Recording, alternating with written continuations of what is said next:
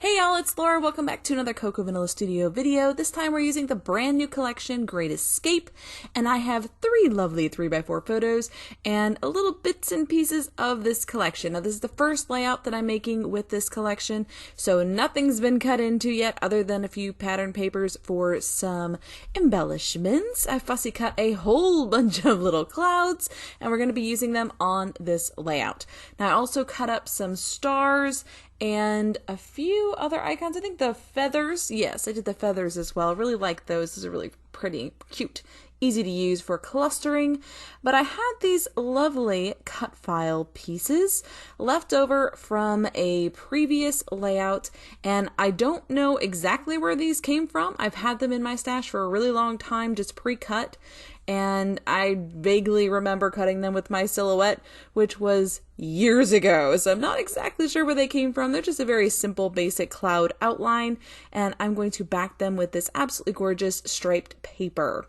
So these little clouds are going to be at the top of my layout. So I'm going to have one band across the top, which is the clouds, and that will hold my journaling and my title, and then my photos will be in a separate band across the bottom. So this is a bit of a shelf design, which is one of my go-tos. And so I've created two shelves, one with the clouds, one with the photos at the bottom. And those little manufacturing strips there to the right side are going to be what hold my photos as a shelf at the bottom.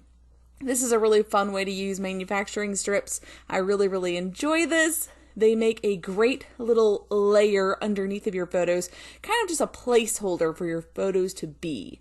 We're going to play a little bit with like asymmetrical lines on this one, but I think it's really fun. I think it turns out really cute. So off camera, I am going to go ahead and get the rest of these all ready to go, all glued down so that my background is started. I can kind of get placement idea for my photos.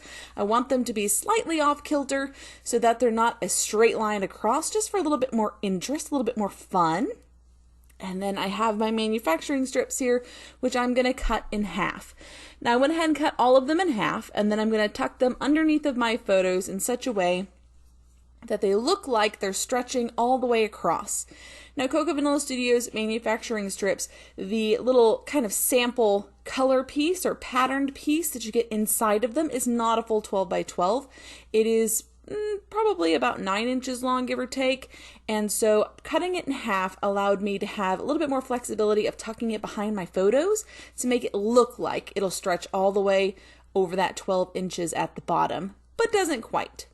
Now I did go ahead and cut up strips from one of the A5 pieces of paper, and I'm going to use that to mat my photos. So cutting them in strips like this allows me to stretch that piece of paper to mat all three of these 3x4 photos, whereas if I didn't do this, I would have a little bit more difficulty matting all three of these photos with that one piece of paper. Could I do it? Probably, but it would be one of those patchwork with scraps situations, and those tend to be a bit messy and fussy, and this is just a little bit more organized, a little bit more layered instead, and I really like the way that this works out for me.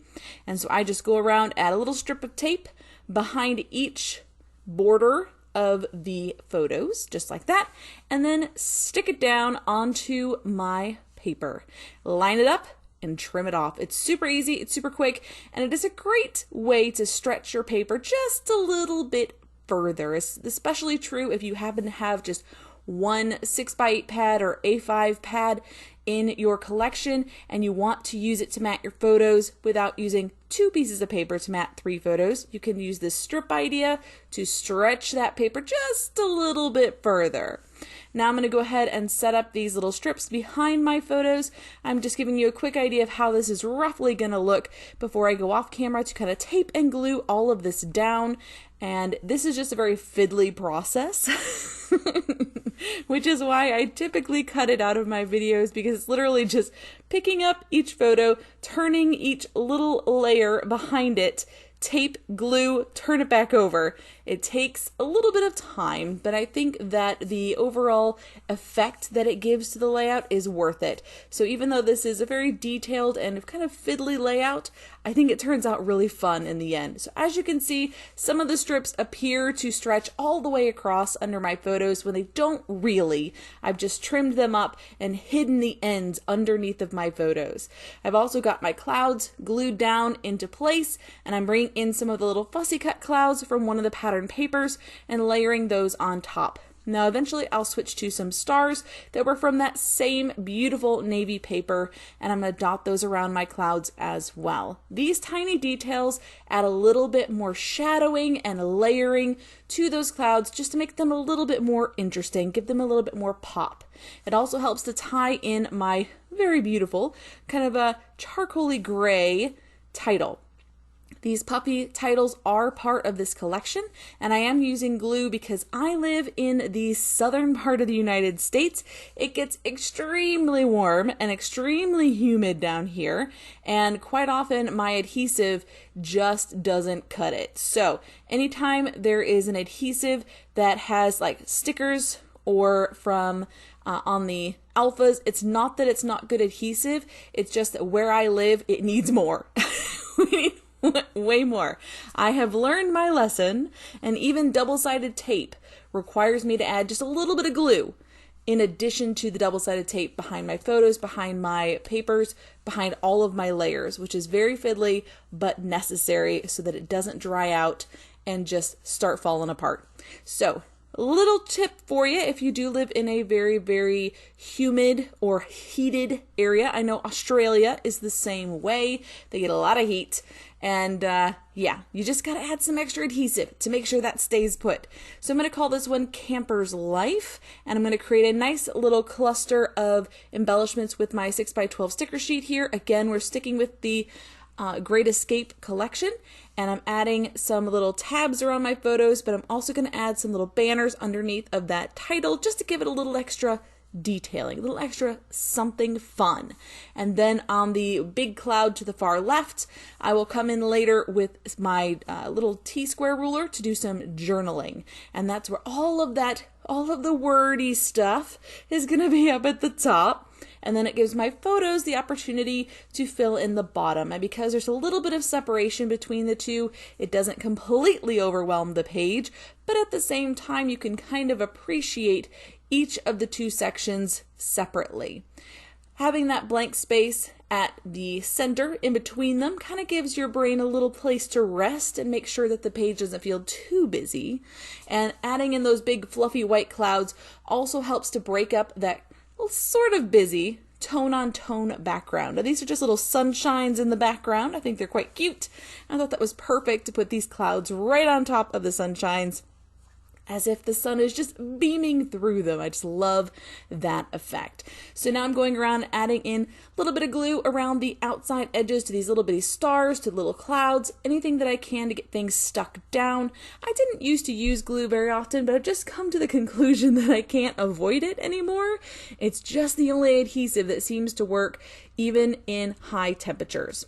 So now I am adding a few tiny little stars on top of the banner. So adding those little bitty details make a big difference in the overall feel of your layout, just feeling more finished. For me, it doesn't feel finished until I've added all of those tiny little details. And on this one, I bring in a lot of tiny little stars that I've fussy cut from the pattern papers, as well as from the titles, which had some beautiful little puffy stars that I'm going to add around the page as well. So lots of scattering on this one, but I went pretty low-key with the splattering at the end, which kind of offsets how much scattering I did, I think, because I didn't really need to do a lot of splattering, seeing as how we've got a very busy background. It just didn't need it.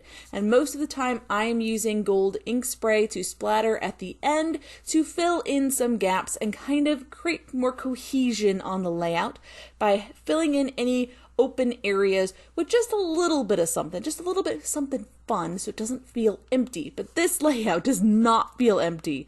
It feels pretty well balanced, and that background has that covered. There's really not a lot of empty space to fill in, and so I really like how that turned out. Didn't end up using any of the gold ink spray on this one, just some Nuvo at the end.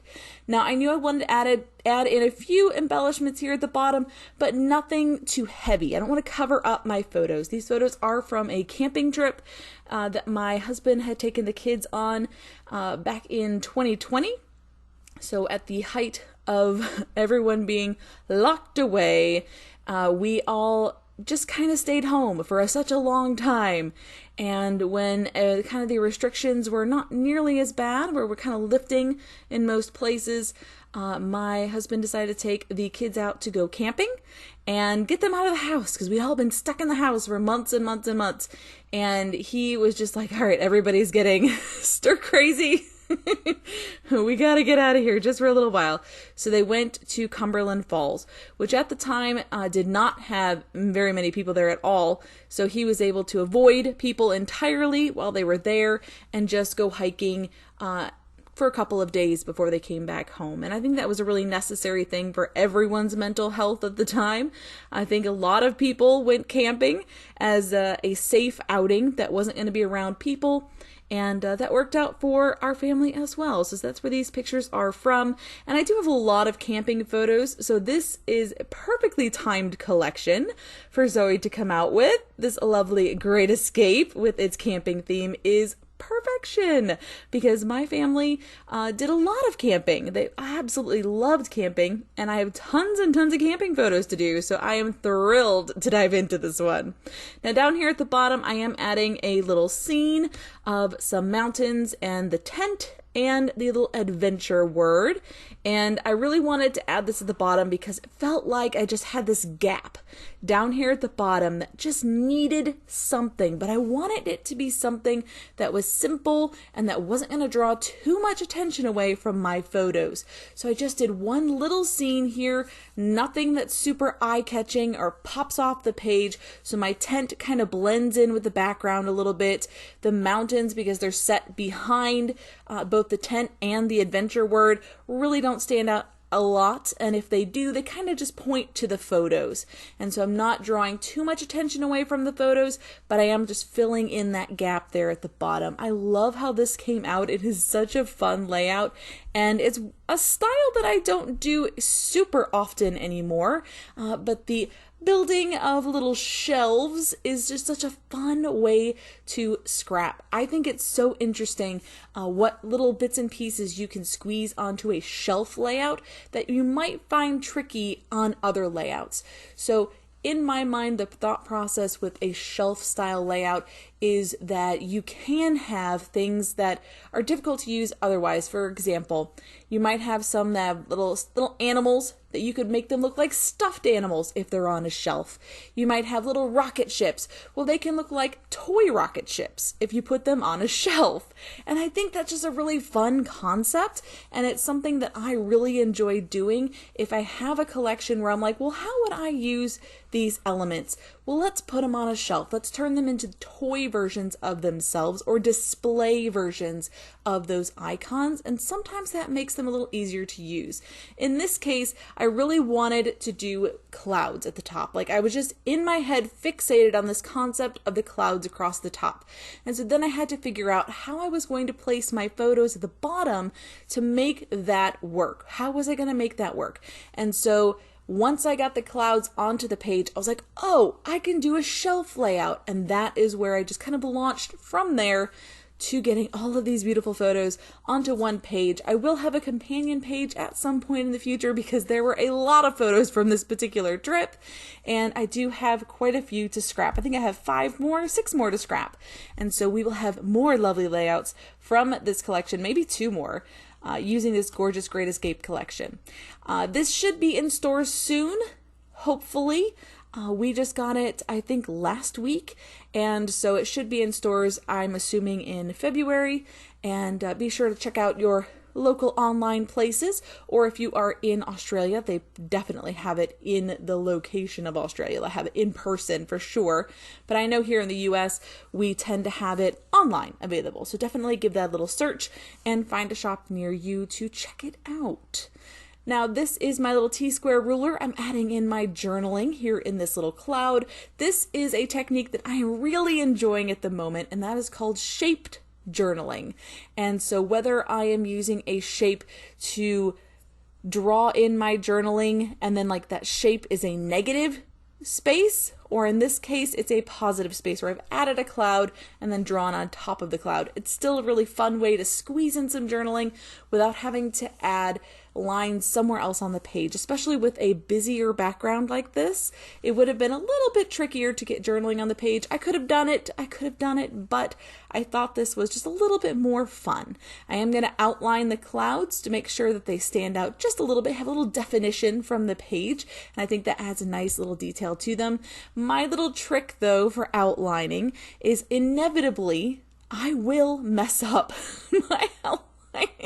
It's gonna happen. I know it's gonna happen, so I kind of plan for it, and I add these little faux stitching lines in any spots where I've messed up, and then I go to, say, the other two clouds and add faux stitching lines just to balance them out, make it look intentional. Because if you make a mistake, you can always cover it up or incorporate it somehow into the design. So never stress too much about making a little mistake, especially with something like outlining, because those faux stitching marks actually add quite a bit more detailing to the page, and I love that.